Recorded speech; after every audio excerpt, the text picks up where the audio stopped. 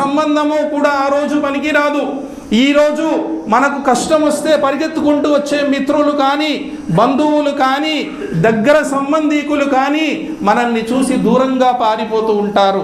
ఎక్కడ చూస్తే మనము వారికి సహాయం చేయవలసి వస్తుందేమో, నా పరిస్థితి ఎట్లాగుంది, ఆడికి నేను ఎక్కడ సహాయం చేయాలి అని చెప్పి మానవ సంబంధాలన్నీ కూడా ఆ రోజు తెగిపోతాయి. అల్లాహ్ తబారక్ వ తఆలా అంటున్నాడు, అంతేకాదు ఆ రోజు ఎంత గడ్డు దినమంటే పాలు పట్టేటటువంటి స్త్రీ తన బిడ్డను మర్చిపోతుంది. ఇంకా ప్రపంచంలో తల్లికి మించిన ప్రేమించేటటువంటి వారు ఎవరు ఉండరు తన బిడ్డల కోసం.